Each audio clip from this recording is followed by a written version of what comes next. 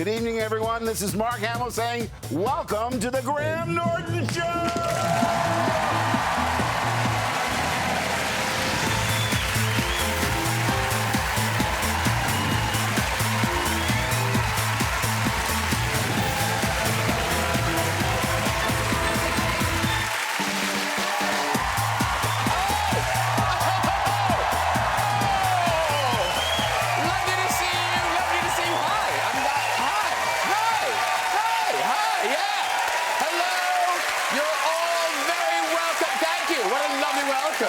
Wow, we should do this again. Great show tonight. Yes, Luke Skywalker himself, Mark Hamill, is here for the first time. There he is. Do you know, there's something about that beard that makes him look so dignified and handsome, isn't there? Yeah. Now, Mark is here with other members of the cast of the new Star Wars movie, The Last Jedi, ladies and gentlemen. Sofa, packed it will be. Hasn't been cold this week. I said cold. Not now. It has been cold, yes.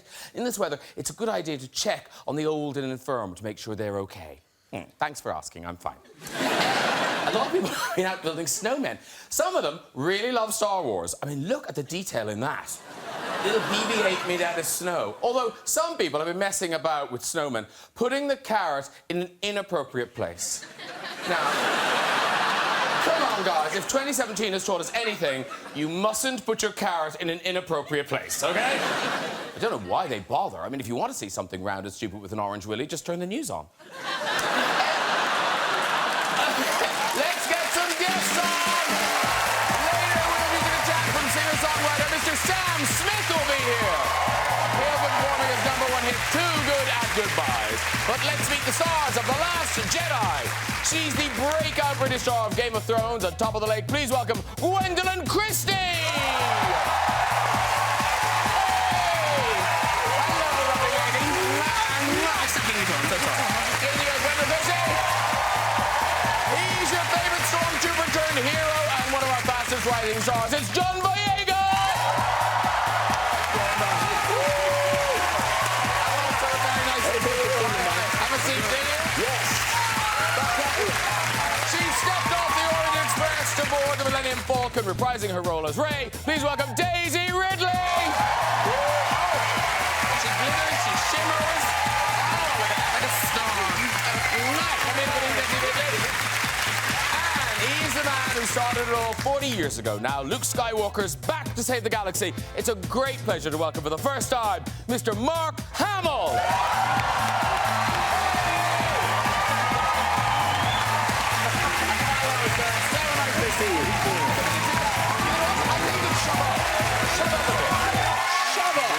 There you go, into the zone. Lovely to see you all. Welcome. Thank you. So this week, you had the big London premiere. Yes. You were all there. Yeah. And you all got to meet royalty. Yeah.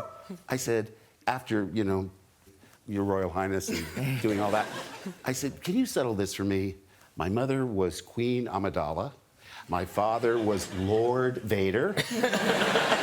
My sister is Princess Leia. Doesn't that make me royalty? I was hoping, you know, that they would agree. William said, well, absolutely. I think that should make me royalty. Harry said, I think I need more information. But here's the thing. So they're in the movie. Are you allowed to tell us which stormtroopers they are? You kind of have to compare with body type and try and figure it out. I mean, I only had one question for Harry when I met him, was whether he's going to have Nigerian catering at the wedding. I hadn't met them before, and I also hadn't realised my dress was slightly sheer, so I was almost naked when I met royalty. Were they very good with eyes? They really kept the gaze up. And the party was in their house. Kensington Palace, yeah. Yeah. Is that their house? I don't know. I don't know if that's the way they live exactly, though. Because they talk about the cottage. I'm like, is it a cottage? You know, that bit we know it's not true. It's not a cottage. Yeah. So, is there a function room? How does it work? Well, you did walk sort of past like a mess where people... It's like a canteen, and I thought, oh, is that where we're going? But they had a lovely thing upstairs. What was that red throne room place with the rope? I wanted to pose the photographs on there and was dragged away by someone. Yeah, same. Yeah, I was trying... Yeah. was your dragged feet. away. I had to resist the urge to nick an ashtray as a souvenir. Yeah, I think they leave things out for people to steal. Do they? Yes, they must. I'm coming across so broke right And now, so it's the big premiere, and the Boyega clan were out in force. Absolutely, man. You bagged extra tickets. Oh, the babies. Oh, now, so this is your nephew? Yes, little JJ. Now, he's not called JJ after JJ Abrams, is he? No. Oh, okay. I just thought it might have been a nod. no, yeah, No, he's named after Jar Jar. No, never that. And so, did you bring everyone to Kensington Palace, or was that a? Yeah, no, everyone came down to the palace as well. Woohoo! Yeah, but as soon as 30 minutes in, my dad was like, "Where is the proper food?" So we had to leave real quick. But Gwendoline, even if you weren't in these films, you would be at that premiere. You are like a proper Star Wars fan. I have been a Star Wars fan since I was 6 years old. Yeah, and I've really done my best to keep away from you, Mark, not to bother and harass you. And how amazing that you were in the Star Wars thing, but also Game of Thrones. So to have, like, when those people at premiere see you, Game of Thrones and Star Wars, they must have like a nerdgasm when you. I think that's what it's called, yeah. And only That's the medical occasionally term. there's an emission.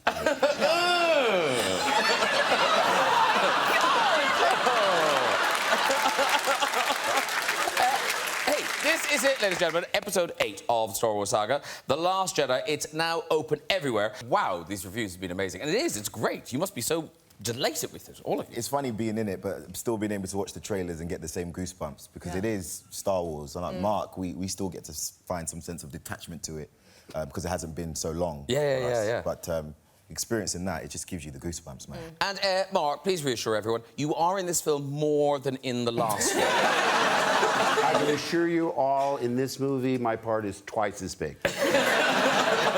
2 pages. I know, I appear and I turn the page and it says the end. I went, what? Why did they train me for a year, you know? No, did they make you train for a year for that? Oh, yeah. And I went twice a week. I actually drove to the gym. Carrie had the equipment installed in her house. Yeah. And there were numerous times when she'd come to the door and say, oh, is it today? I'm not in the mood. I rearranged my whole schedule, never missed it. I was never late, never missed a session. And it was probably smart of them because if JJ had told me what my participation was, I probably wouldn't have been motivated to stay on the if it tastes good, don't eat it diet. And I could have been the size of Marlon Brando in Apocalypse Now in those robes. Nobody would know. But we find you on the Irish crag. Right. It's Skellig Michael, is it Skellig Michael, Yes. off the coast of Ireland. Yeah, it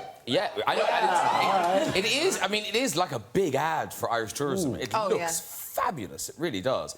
And Daisy, you were there to find him. I was. Yes. Or Ray was. Yes. Imagine if you had just been living there and I was like, Mark! Well, when I first read the script, since I was only in it for 20 seconds, I said, oh, this will be green screen. I'll just go up the road to JJ's studio in Santa Monica and I'll be done by lunchtime. Yeah. Little did I know, because Skellig Michael, boy, you climb, there's over 600 steps. Yeah. I asked, how long are you giving the crew to get up there? They said about 45 minutes. I said, give me an hour and a half. I had to rest every 15 minutes. It was brutal. So a big part of the movie is the kind of Jedi training, Right. And it kind of harks back to when you got your Jedi training from Yoda. Right. There you are. There I And you recreated that with Daisy. We did. It went quite viral. Here you are. Strong legs, Daisy Ridley. Oh, yeah. I've been working out a lot. No. And also Mark can. And one of the things, and I think fans will really like the Porgs, which live on your island. That's right. Oh, look at the Porg! Is it true? These got you in trouble with Disney, Mark? A little bit, because there was a picture of Luke surrounded by porgs, and I just reposted the picture with the hashtag wholesome porgnography. And Disney said, don't do that. a little close to adult humor there. So I think we got. Yeah, I don't think you deleted there- it though. It's still there. It's because the cape is open. Pornography. neighborhood flasher. But the fans have gone big on the Porgs. They're already they found those images of the Porgs, they liked them, so they've already imagined Porgs in other films, spin-offs. So there is the classic Porg. Oh my God. That's good. Yeah. What else did they put them in? They're an alien. And beautiful this. Titanic. That is lovely. Wow. But it's not just movies. It's not just movies. They've also imagined them appearing in art. There they are. And John, did you worry at the end of the last film because you knew you were coming back because you've signed for 3, right? Have you? Haven't you?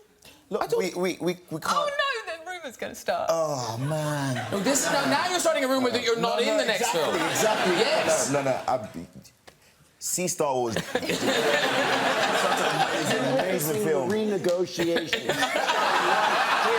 you hurry up. No, but you must be worried at the end of the first one, thinking, ooh, in a coma. I wonder how much I'll have in the next film. Yeah, to be honest, when that slash went up my back, they added extra, leather pieces flying around. I saw a bit of blood, and I was like, wow, that mortgage is not getting paid.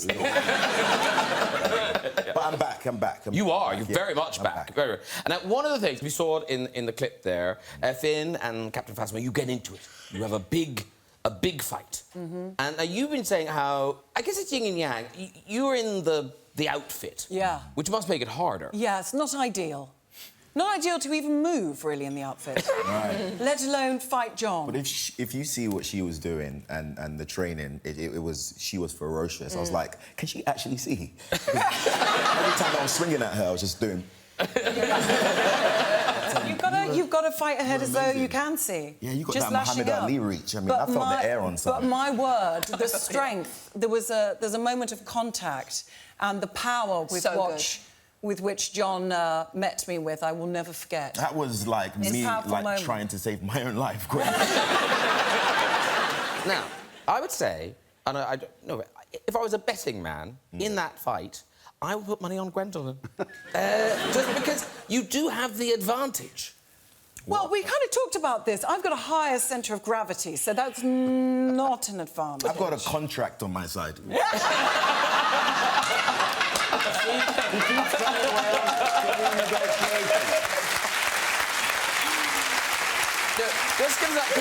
you do a face-off for us? Do a face-off. So this is the start of the match. No, it only works if you stand. It only works. I'm just warming up my knees because... Yeah. Don't do tippy toes again, though. OK, here we go. Wow.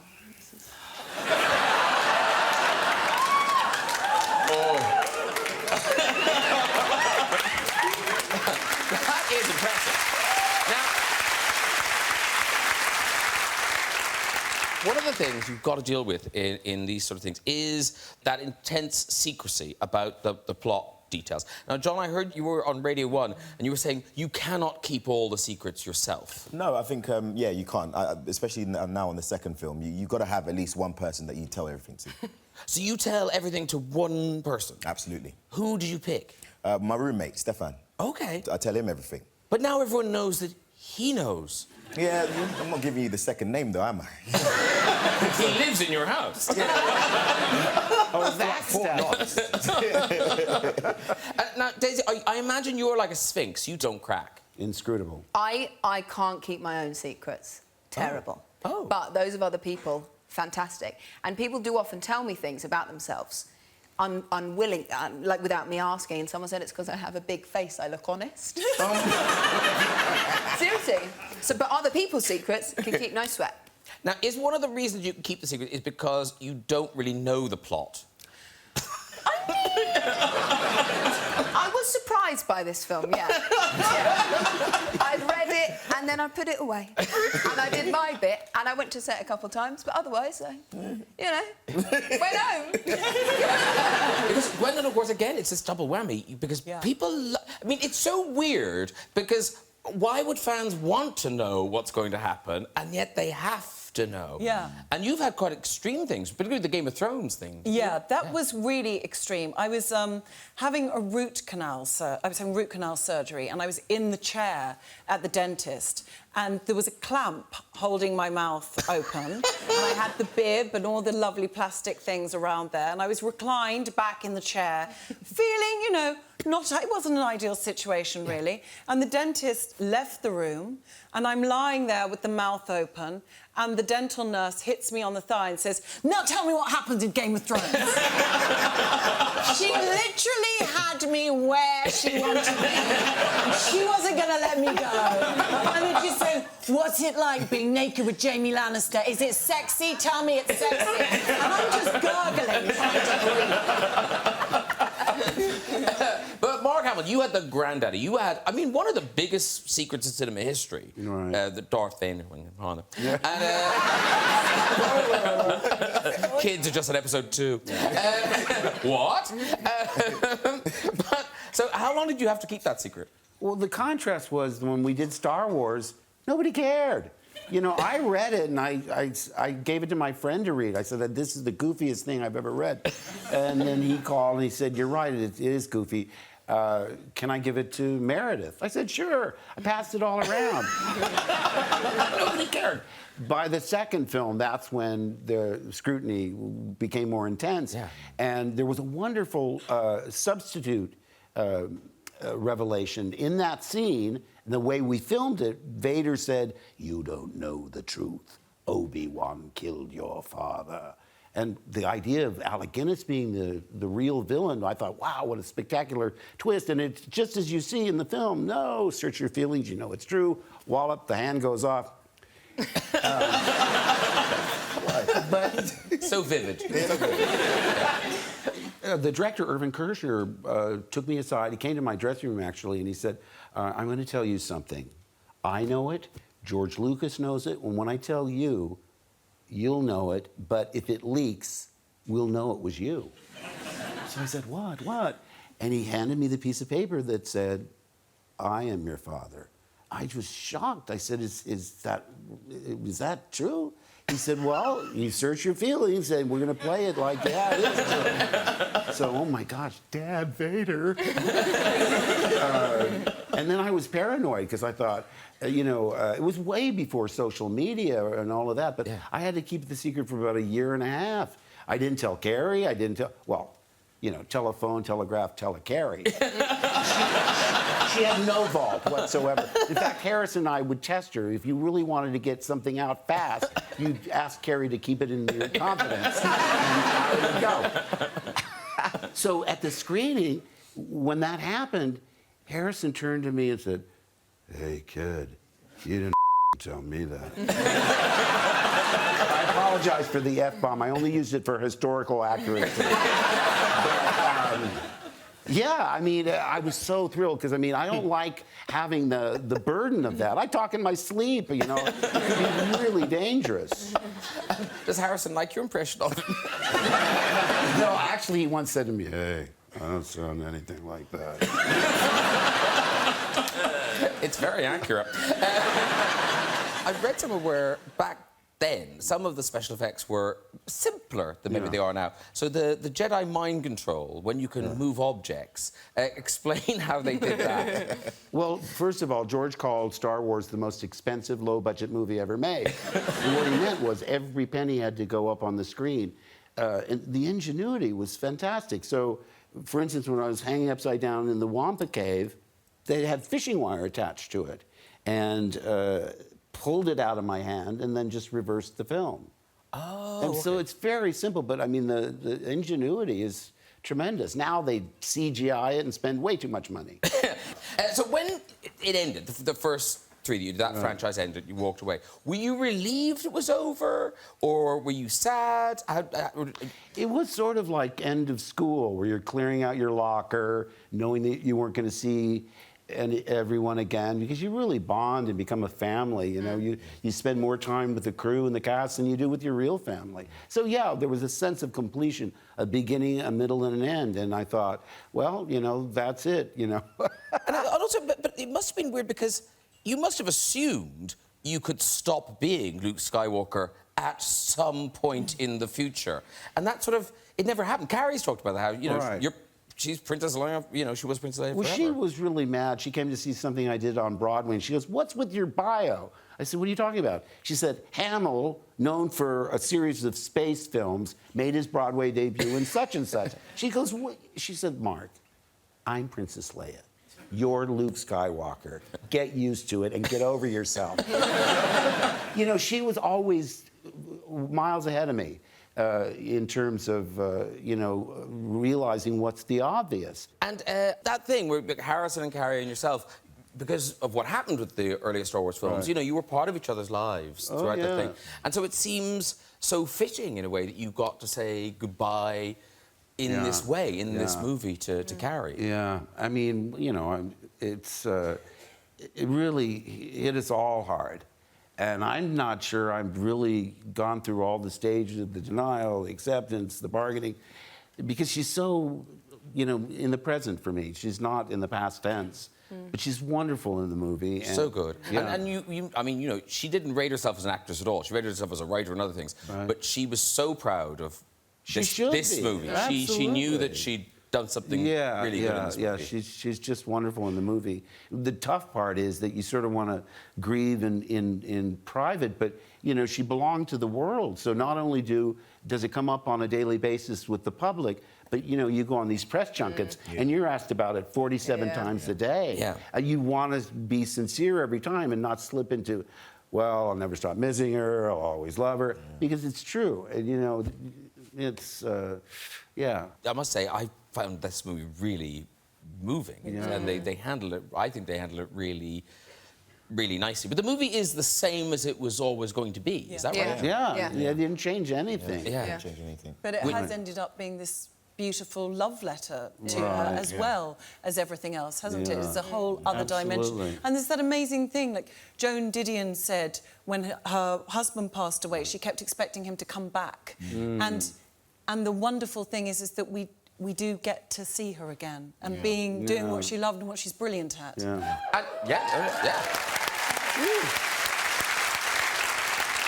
I suppose you didn't know what you were getting into when you signed up for Star Wars, but you guys did. You knew that this was a big deal. So, Daisy Ridley, where were you? What were you doing when you were told you were going to be a big part of this Star Wars world? I was at the theatre. I was at the Tristan Bates Theatre, and I was with my friend, and I'd been at an audition earlier on in the day, and I got an email it literally makes my heart pound, think about it. I got an email from JJ, and I was like, wait, what? Saying, hey, can I call you? And I was like, oh, and I had to ask to borrow a charger, then I had to do the audition for this other thing, and then I went to the theatre, and then I was looking at my phone thinking he hasn't called yet, and I checked my voicemail, and there was a voicemail. I was like, oh God, and then I didn't know how to call America, because I had never called America from my English phone. Anyway, I finally got through. They were like, bad robot. I was like, what is going on here? And I thought I basically had to convince him over the phone that I was... It's so weird, I haven't thought about this in ages. I know, it makes your heart pump, innit? It's literally making my heart pump. Yeah, it's mad. And I thought I had to convince him, and he was going, you know, this is going to be this. I was like, I'm ready, I can do it. And he goes, yeah, you're going to be in Star Wars. And I was like, oof. And I was outside the theatre, and the play had started, and it was a long play. I had to go back in and finish it.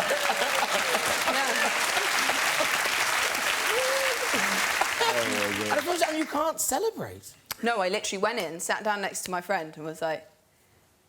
Nuts. Oh, it was nuts. And John, I don't know what this is. It paranoia or is it? But you go to extreme lengths now to avoid situations of lots of people. Nah. You know what? I think with this fame stuff, it really affects you differently. Everyone has their own individual experience, and it depends on what kind of life you lived before. And I always went midnight shopping. Oh, OK, so this isn't a fame thing. Guys, do you go midnight shopping, though? Is it just me, like really late, or is that just me? I've never been midnight. No one's done that? But I feel like If you I want want a to snack, start. but not like a full grocery shop. Well, you don't need to do a full grocery shop, but like milk and your eggs and all that kind of stuff. Crisps and chocolate. Yeah. Yeah. Yeah, all right, good. No, but you don't go to the garage shop. You go to, like, a proper supermarket. Yeah, Asda's got something going on there, you know what I mean? I go down there and make it work. And do people recognise you in the middle of the night? Or do they just say, that can't be John Boyega? Some people do, and they go, why would John Boyega be doing that, though? And that's the key. That's the key. That's key, yeah. But sometimes I read a thing, you had a very sweet encounter. I think it was in an airport. Oh, yeah, it was before I was going through customs, and there was this small little girl with her mum, and she pinched my jacket, and I turned around, so small, and she was like, Mr. Finn, is your back okay? And I was just like, and I looked up at her mum, and the mum was like, you better lie to my child. And I go, yeah, my back's okay. So it was just that sweet moment, because the kids, they don't see you as you, they don't see you as the actor, they see you as the character, but there's something still so magical about that. And Gwendoline, you've got the double whammy. You've got the game-o and this. So do you get bothered all the time? I mean, it can be quite intense, but I think the pinnacle of this intensity manifested itself at a restaurant fairly recently, and I went to the bathroom. So this is a restaurant? Yeah, this is a restaurant, and it's a, you know, fairly expensive restaurant, actually. Thank you very much. Yes. And I went into the bathroom, and I went into the stall, and I went to lower myself into the correct position, well, I believe to be the correct position. Yeah. And then under the door No. slipped a hand No. with a phone. No. And a female voice said, selfie. No. Yes! Who? know about Who that, would man. do that? I that's just mad. said, no, thank you. And the hand slipped away. But I suppose these guys were forewarned. You know, Sure. You know, for you, it's just, what? What the Yeah, hell? yeah. Well, it's and it was my first film. I'd done a lot of television and theater, but you know, you do one movie and heck, you know. But see, I appreciate it now in a way I couldn't in my 20s. You know, Yeah. with a little perspective. Because, you know, at that age, you go, well, that's every movie I do will become a pop culture phenomenon. Note to self, wrong. But one of the reasons it was good to come back is to show the way I am now, because there was a long gap where the original fans grew up and had children of their own. So you'd be at the airport and the parents were saying, look who it is, it's Luke Skywalker. And this 4-year-old, they have no concept of time. They think we made Star Wars last week. And they look up at me in my 50s and they were aghast. God, this guy really knows us. So now, I mean, it's healthy for them to see the aging part. Yes, it's happening. And it takes a relief because, but really, the last thing I want in life is frightening small children. It's not on my list of things. Right, it's time for music. This man has an Oscar, a Golden Globe, and a handful of Grammys to his name, and now he's back with his second album, performing Too Good at Goodbyes. It is Sam Smith. Come on over, do. That's so beautiful. Thank you so much. Come in, sit down. Sam Smith, meet everybody. Gwendoline, John, Daisy, Bob. There you go. Lovely, lovely, lovely, lovely.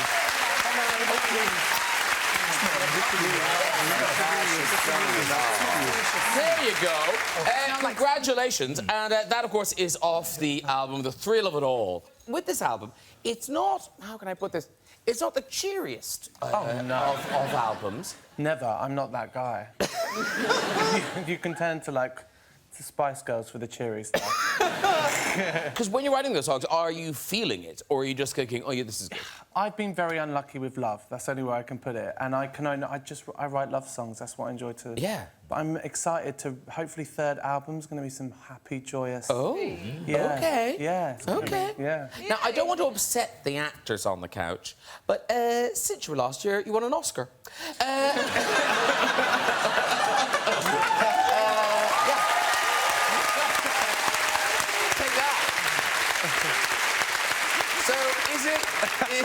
Is the Oscars like sat in your house? I almost feel like it doesn't count, does it? It does!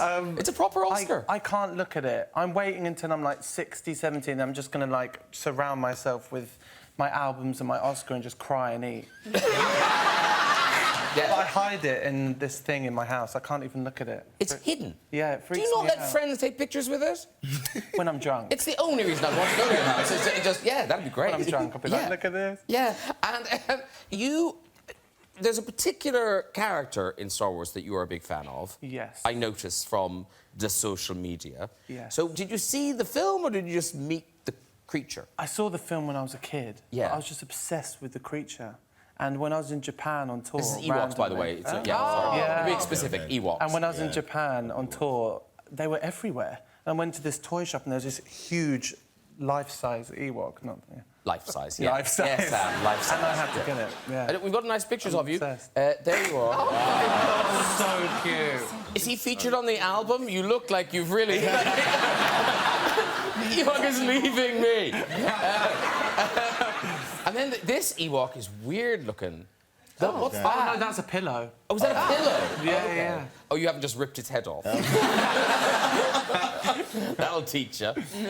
I like the Ewok trivia. You said in an interview that the Ewoks weren't supposed to be Ewoks. I have no memory of that.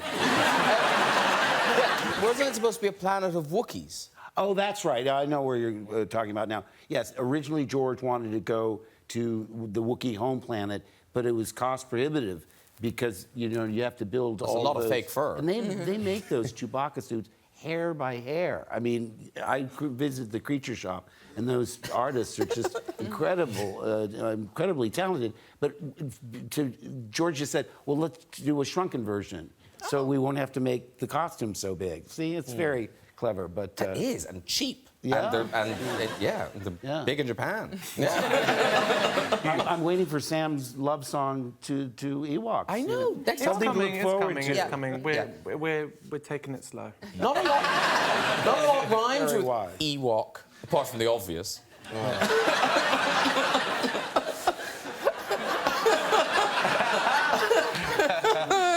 know.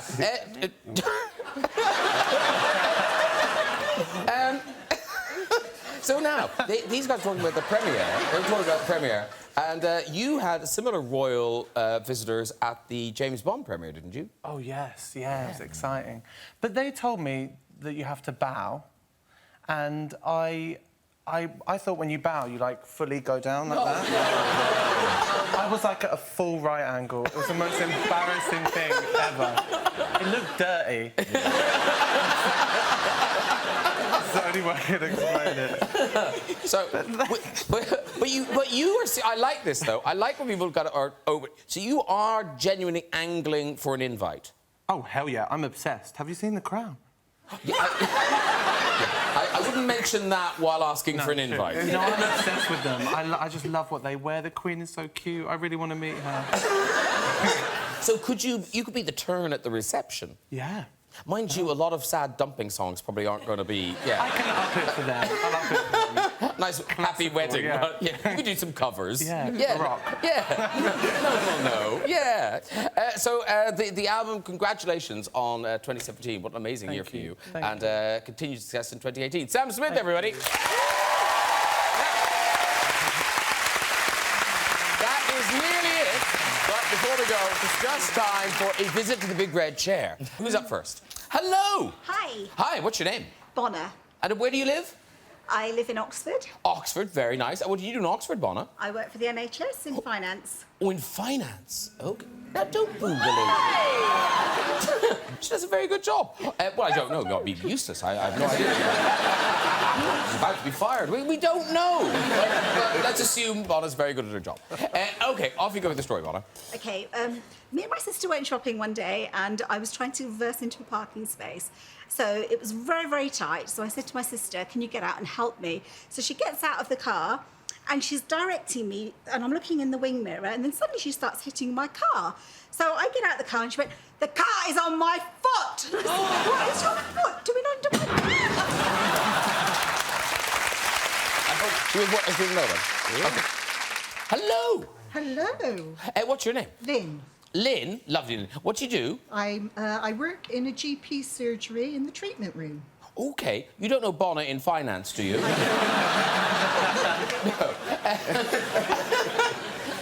But I like you wearing your lanyard on TV. That's good.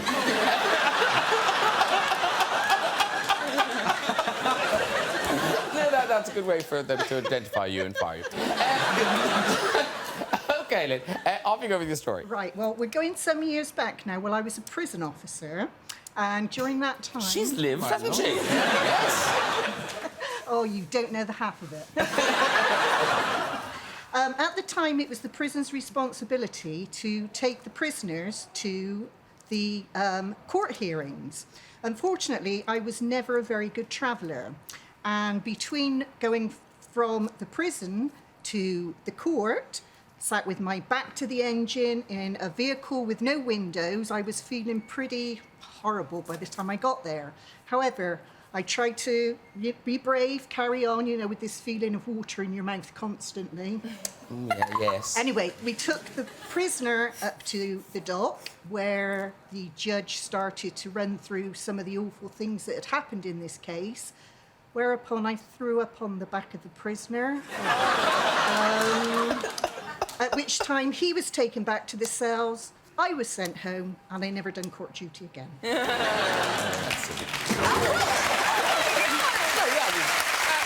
done, everyone. If you enjoyed us on the show and have a go in that red chair, you can contact us via our website at this very address.